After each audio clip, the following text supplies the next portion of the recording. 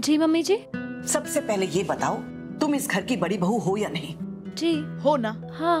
मैं इस बार दूसरे कामों में क्या उलझ गई? तुमने करवा चौथ की कोई तैयारी शुरू नहीं की? ऐसा नहीं है मम्मी जी, सारी तैयारियां शुरू कर दी गई है और बहुत जोरों से पूरी भी होने वाली है। कहाँ? वहाँ। यहाँ हम सब सरगी के लिए बैठेंगे, ठीक है? फूल आप उधर रख दीजिएगा और लाइट सारी इस साइड और दिए उधर, ठीक है? स्मिता बहू, वाह, तुम तो घर की बहू होने के सारे कर्तव्य निभा रही हो। कैसे नहीं निभाऊंगी मम्मी जी? आखिरकार मेरा पहला करवा चौथ है इस घर में। हाँ, बिल्कुल। मम्मी जी, लेकिन ऐसे काम नहीं चलेगा। हाँ, आपको भी कल सुबह पूनम भाभी की तरह मुझे भी सरगी देनी होगी और कुछ अच्छा दीजिएगा। हाँ, हे भगवान, ये लड़की और इसकी कभी ना खत्म होने वाली मांगों की लिस्ट। जरूर, तुम्हारा पहला करवा चौथ जो है। जी। मैं आ गई आंटी जी। चलिए चलिए, अब सब बैठ जाइए लाइन से। आज सबकी मेहंदी मैं लगाऊंगी। वाह, तुम्हें मेहंदी लगानी भी आती है? मेहंदी लगानी आती है? अपनी कॉलोनी की ना टॉप मेहंदी आर्टिस्ट थी मैं। चलो चलो बैठो सब। मैं अपनी मेहंदी का डिजाइन को चूज कर सकती हूँ? बिल्कुल चूज कर सकती हूँ। देखो मैं डिजाइन लेके आई हूँ। आओ बैठो। आओ पूनम भाभी, आओ। मैं आपके पास ही आ रही थी आंटी जी। क्यों? क्यों? देखिए, मेहंदी की शुरुआत तो क्यूट स्माइल वाली आंटी जी से ही होनी चाहिए ना। आइए। बैठो। ये अच्छा।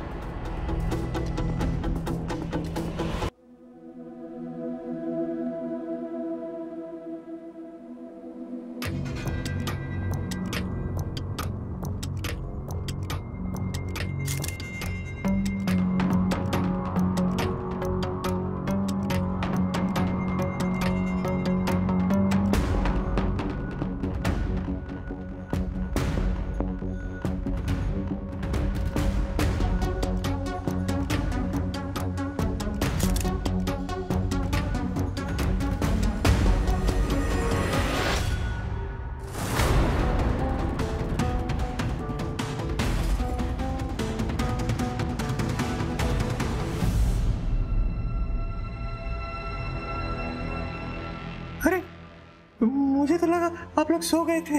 वैसे मेरे कहाँ है? साहब के जिन रिश्तेदार की तबीयत खराब हुई थी ना, वो भगवान को प्यारे हो गए, इसलिए वो नहीं आएंगे। उन्होंने कहा है कि वो वापस आकर ना आपको फोन कर देंगे। खामखा इतना टाइम वेस्ट हो गया। यहाँ किसी की जान चली गई है और आपको अपने टाइम की पड़ी है। मुझे उन जरूरी कामों की पड़ी है जो मुझे पूरे करने हैं।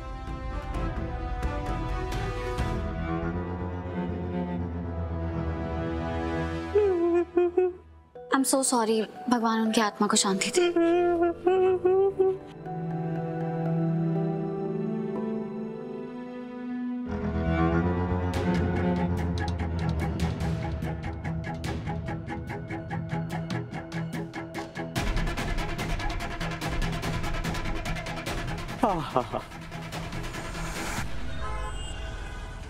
हाँ, 7 पीढ़ियां लगाना और 7 ही आसन लगाना, ठीक है? थाली में तैयार कर दूंगी।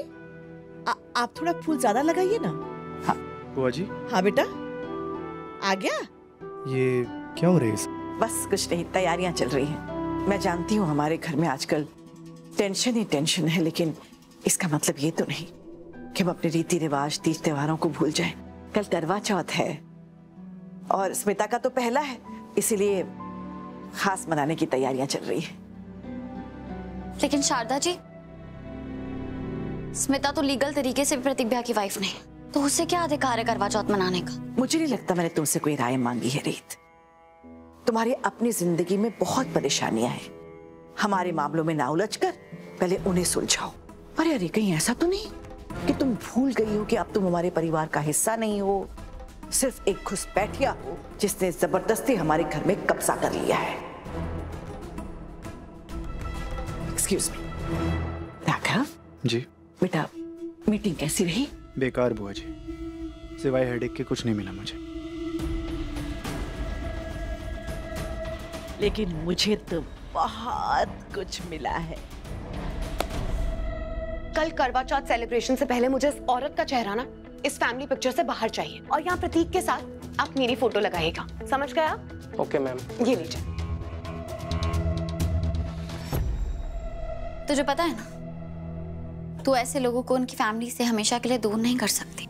लेकिन शायद तू भूल रही है कि तू ऑलरेडी इस फैमिली का हिस्सा नहीं। और मुझे लगता है अगला चेहरा ना फोटो में से तेरा ही हटवाना पड़ेगा फोटोग्राफर को बोल के। शौक से हटवा, क्योंकि इन धोखेबाज और बेईमान लोगों के साथ खुद को ना देखकर मुझे खुशी भी होगी और चैन भी मिलेगा।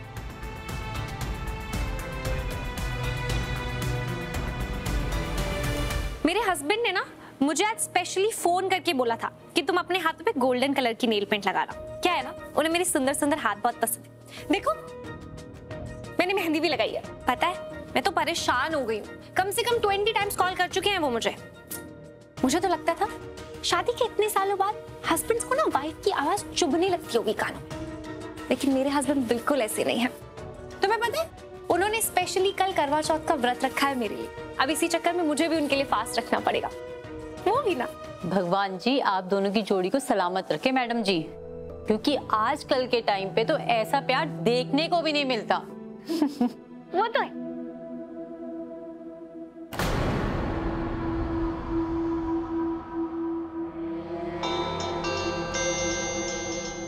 रीत, हेलो रीत, आज तुमने कैसे मुझे याद किया? और मैंने सुना तुम जेल से बाहर आ गई हो। आप ये सब छोड़िए, आप मुझे ये बताइए, क्या आपको अभी भी उम्मीद है कि आपका और प्रतीक भैया की शादी का रिश्ता अभी भी जुड़ा हुआ है? क्या आप अभी भी खुद को उनकी पत्नी मानती हैं? ये कैसा सवाल है रीत? आज तो क्या, मैं अपनी आखिरी सांस तक यही मानती रहूंगी कि मैं ही प्रतीक सूर्यवंशी की वाइफ हूँ। और मुझे पूरा यकीन है आज नहीं तो कल मेरा और प्रतीक का रिश्ता वापस हस्बैंड वाइफ जैसा हो जाएगा। अगर ऐसा है तो अपनी कमर कस लीजिए, कल करवा चौथ है और आपको अपने घर आना है, क्योंकि प्रतीक भैया के लिए व्रत आप रखेंगी, स्मिता नहीं। पर रीत मैं वहां कैसे आ सकती हूँ? उन लोगों ने बहुत इंसल्ट करके मुझे घर से बाहर निकाला है। वो लोग मुझे हाउस में वापस एंटर नहीं करने देंगे। वो सब आप मुझ पे छोड़ दीजिए, मैं भी देखती हूँ कि आपको अपने ही घर में आने से कौन रोकता है।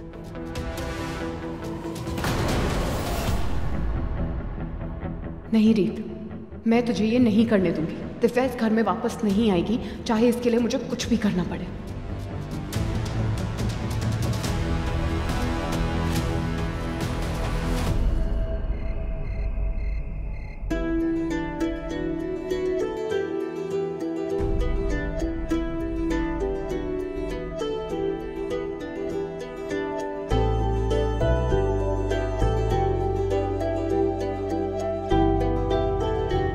आंटी जी स्माइल के साथ देना।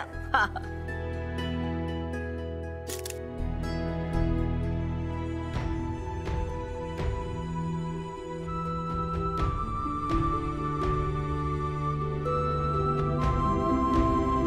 क्या खास है आज के चांद में? आज नहीं, पर कुछ महीनों बाद ये चांद मेरे पहले करवा चौथ का चांद होगा, जिसे देखकर मैं अपना व्रत तोड़ूंगी। या मैं ये कहूँ कि उस दिन आप मेरे चांद होंगे, जिसकी लंबी उम्र के लिए मैं ये व्रत रखूंगी। मेरी नहीं, हमारे प्यार की लंबी उम्र के लिए। तो मैं भी तुम्हारे लिए व्रत रखूंगा। क्या आप व्रत रखेंगे? हाँ, मैं इन पुरानी रस्मों को नहीं मानता रीत, जहाँ सिर्फ वाइफ व्रत रखे। और अगर मेरे पास ऑप्शन हो ना कि हम दोनों में से लंबी उम्र किसकी होनी चाहिए, तो मैं तुम्हें चुनूंगा। आपका प्यार हमारी रीति रस्म नहीं बदल सकता।